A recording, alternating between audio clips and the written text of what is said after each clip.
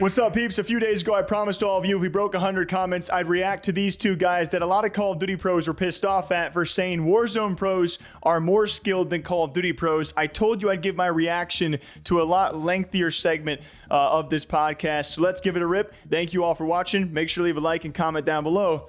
Let's get into it. All right, guys, we broke the goal. I said 50 comments. We got 300. Shouts to all of you. So we're going to do a react video on this podcast, them talking about Warzone pros versus CDL pros. Again, just to preface, no hard feelings, just to give you guys some actual react content. So let's start with the ultimate clip that got all this started. All the people riled up, that being Warzone pros versus COD pros. Who is better? You guys can leave your comment down below. Let's see what these fine folks had to say.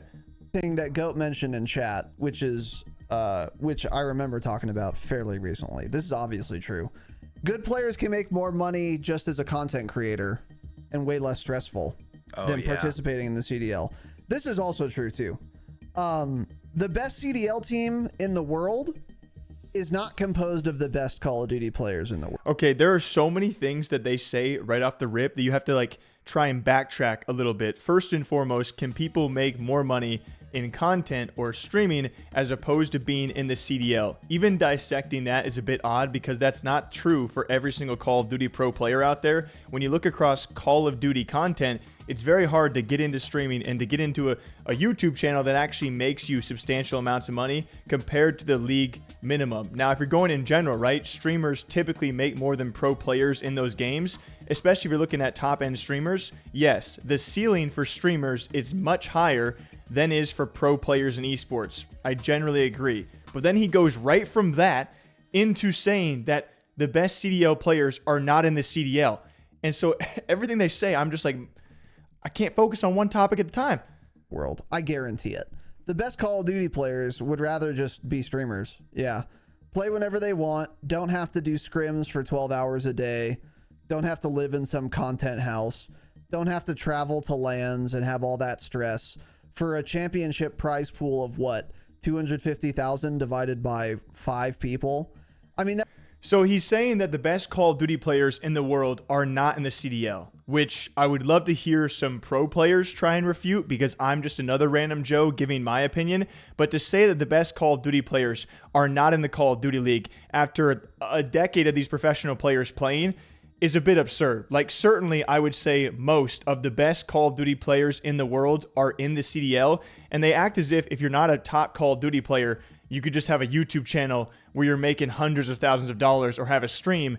Most of the streamers and Call of Duty players we know that are streaming, like, they're not going to be in the CDL. Like, if you're going to talk about a Symphony or a Huskers, like, those guys aren't even eligible to be in the CDL. These guys act as if you're not a Call of Duty pro player, you can just be making millions doing your own thing, when in reality, if you're a top Call of Duty player, you're either going to be a top known content player or Warzone streamer or in the CDL and doing those things too. That's where I'm coming from. That's good money. It's 50K. And then you have to give 90% of what you earn to your and org. Yeah. That is not even the majority of cases out there. Most organizations are actually pretty generous with their splits. We have heard stories of some orgs taking, aggressive percentages. I think Crim6 a long time ago mentioned that's the most aggressive split he has seen. Nowadays, at least what I have seen, 50-50 even is pretty generous for the players to give up. A lot of organizations are not taking a lot of prize money. There are a lot of examples of organizations even giving 100% of prize money to the players. Oftentimes, I think I see 80-20 split, but it really depends on the organization. 90-10 is not common, at least not from what I've seen. You have to pay the org and then you have to pay taxes. It's like, and that's only for the one team that wins. Is it worth it to do that? All of that when you could just be a streamer and make $50,000 a month? Oh, no, yeah, it's like, of course. Here's another issue I have. So you guys see what I mean? Like, they're acting as if you're not in the Call of Duty League, but you're that caliber of player, you can just make $50,000 a month streaming. That's not true. It's just simply not true. Making YouTube videos and streaming at the top end can be very profitable, but just because you're a top Call of Duty player, you're one of the best Call of Duty players in the world, and you're not in the CDL, does not immediately translate to you making $50,000 a month doing content. You have to really build and grind, and they're talking about the top percentage of streamers versus the league minimum in CDL. So yes, I would say having a team split prize money with you, pay you a 50 or 60K minimum, and you get a chance to compete for millions of dollars and against the best Call of Duty players in the world. Is that worth it for a lot of CDL guys? 100%. Because a lot of them aren't doing it for the money. The money came after, but a lot of them love to just compete and be the best. Of course not. No, it's not worth it. Like, look at who won World Series Warzone? Biffle, right? Biffle won. Yeah, it's like Biffle in like good here. one day makes more money than CDL players do an entire year off earnings. Granted, they do have salaries too. They have like small salaries, but like that's one tournament. Yeah, that's one tournament, right? And he's winning that much money, and then also all the other little tournaments throughout the year. Yeah, it's plus just his stream. How many subs does he have? Biffle does how many make a lot of money. donations? How many bits? Oh yeah, you know what I mean? Thousands of subs. Yeah, and then here's the question: now. Do you think Biffle could do pretty well in the CDL? Of course he could. Hey, a lot of CDL players always think they can't. I constantly see that argument. CDL players are always like maybe Biffle could compete, but he wouldn't even be close to a top player in the league. And it's like, they think he doesn't have the skill set. I'm sorry, I'll never agree with them, and I'll never fully understand their reasoning. But I think being the best Warzone player in the world is way more skillful than being the best CDL player in the world. Maybe that's a hot take for CDL players, but they act like there's so much strategy. You sit there and hold an angle and wait for some guy to run around the corner.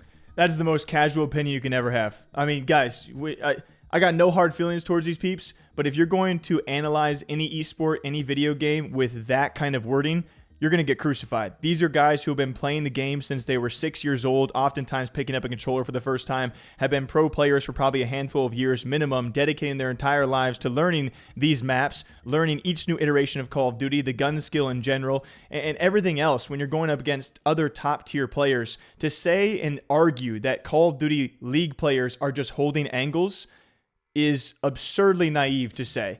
And you could also, if you have that opinion about Call of Duty players, what opinions do you have about other esport players, right? And maybe they just don't have respect for CDL. Maybe that's just it. But the way they degrade CDL pros compared to Warzone pros, at the end of the day, we're talking about top percentage gamers. They've been doing this a lot of hours and a lot of years, and you owe them like a bit more respect. It's not holding angles. Does anybody actually watching this think that CDL players are simply holding angles and that's what makes them the best of the best? Come on. How do you think Biffle would not be able to do that? Like, what are you talking about? Yeah, exactly. And you literally sit there and hold an angle. Yes. It's not that hard. So much more thought goes into playing Warzone. So much more strategy over the length of the match. And sure, I'm not talking about just pubs. Yes, like him playing against awful players in pubs is one thing, but he's winning custom tournaments every single week against the other best Warzone players in the world. So it's like, I will never understand or agree with that argument, and it's insane that people actually think that. A good Warzone player is way, way, way more skilled than a good CDL player. And I think the reason why and again, you guys might agree with some of these points, right? I think throughout this hour-and-a-half episode, they probably make some points with a vein of truth, but it's the degradation of a CDL pro versus a Warzone pro, when at the end of the day, to some people, those are two separate games. To others, they're at least two separate game modes. Comparing the skill of these two, it makes no sense in my mind. It's like taking Danger Zone for Counter-Strike or CSGO and comparing those players to professional CS players. Like, there's going to be some skill overlap, but not all of it. And to say that at the end of the day that a Warzone player is more skilled than a CDL player, again, you're comparing two completely different games and such a wide variety of people. It just makes no sense to try and compare these things. And we've had no proper way to determine who is actually more skilled. I will say, BR players have to deal with a lot more variability, a lot more RNG, but also a lot more of it is luck-based. And so for some people, that makes it seem like it's more skilled, but for other people who watch BRs, they question the competitive viability of that because part of it just comes down to luck. It all depends who you ask. For me, Warzone players are great at Warzone. Call of Duty players are great at Call of Duty. There's no need to even compare or degrade one versus the other, unless we have a proper LAN event or event to prove who has more skill. 1000% true. Obviously true.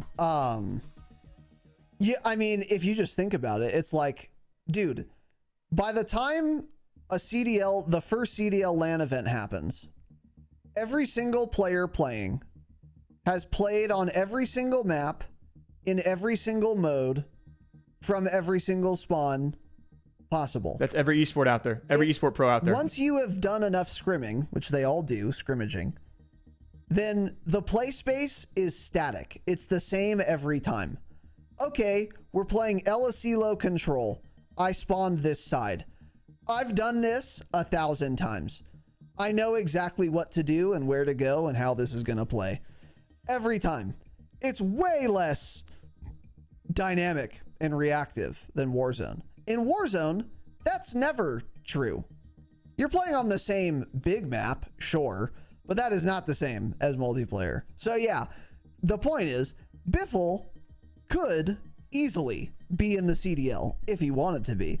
I'm not going to argue the point of Biffle competing in the CDL or not, because many Call of Duty pros, despite what they think, many Call of Duty pros have at least given credit to the top Warzone players, saying that if they wanted to, they could actually transition.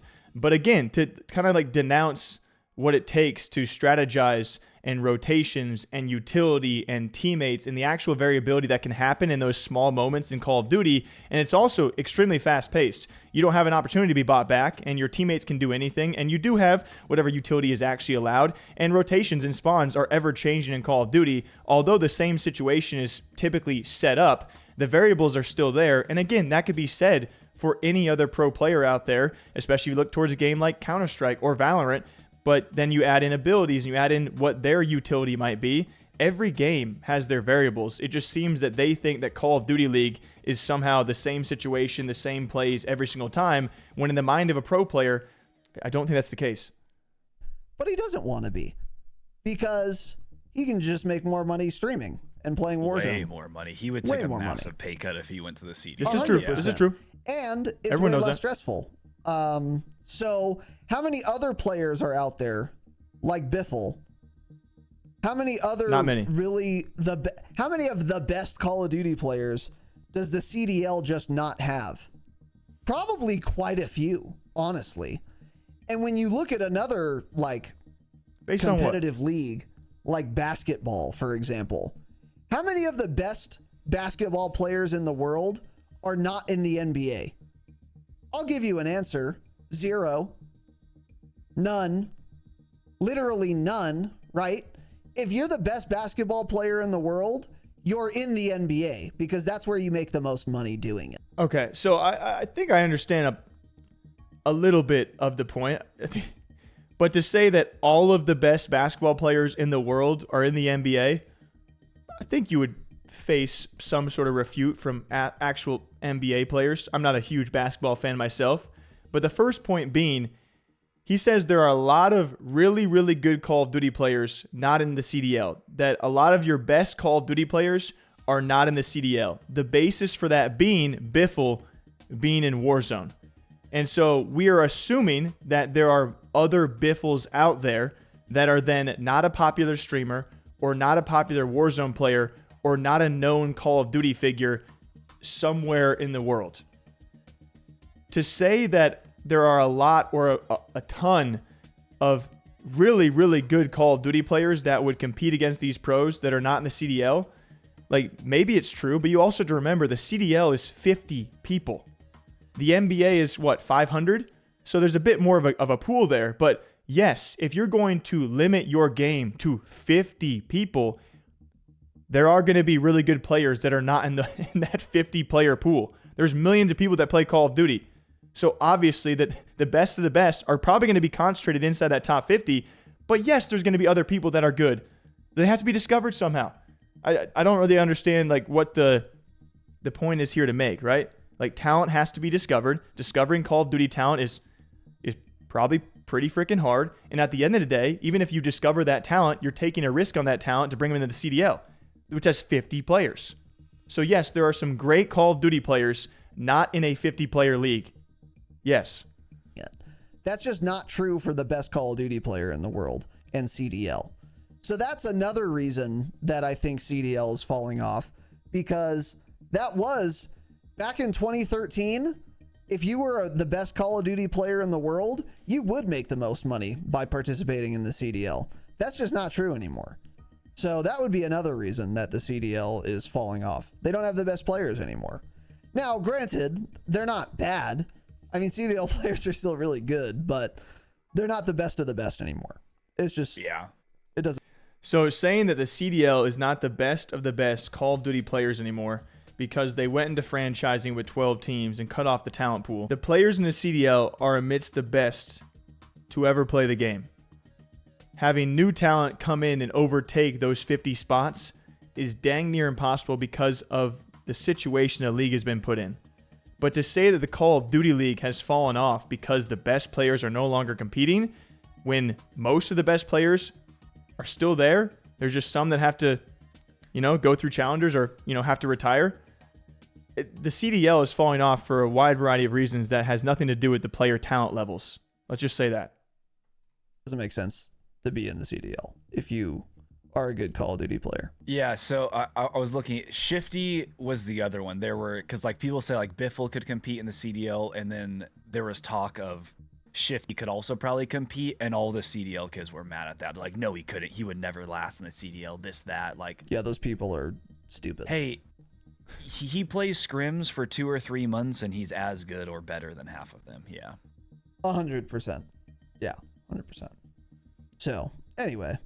Yeah, I do wonder what's going on with the CDL, though. But I've speculated, the last time we talked about this at any length, I think I said in about 10 years or so, there will not be a CDL anymore. Oh, sooner than that, guys. Come on. I stand by that. I agree with you. I don't think CDL's going away like next. I don't think this is like the last year or Give anything. it 3 years. But I think it's eventually just not going to be. The juice will eventually not be worth the squeeze. And keep in mind, like Activision, again, at one point was making $3 million per day in microtransactions.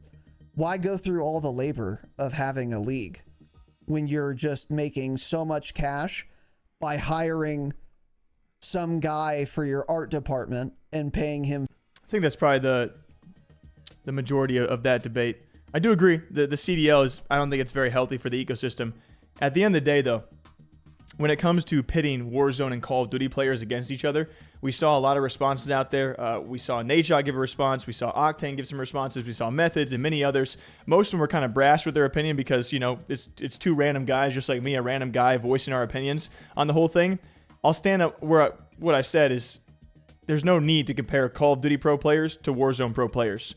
100% there are Warzone pro players who could cross over and do very well in the Call of Duty League, but I also would have to admit that I think a far larger number of Call of Duty League pros, if they wanted to retire, would come to Warzone and dominate even more.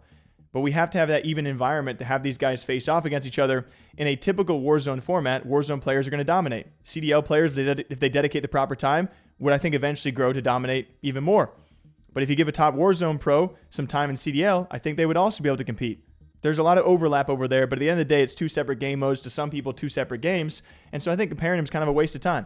But I do enjoy doing this kind of react content. Again, no hard feelings for the guys. It's a fun thing to react to. If you guys like it, make sure to leave a like and a comment down below. I've never really done like a react style like this, but it was fun to kind of voice my opinion. And hopefully you guys enjoyed it too. What do you guys think? Till next time, take care. See you back here soon. Ta-ta.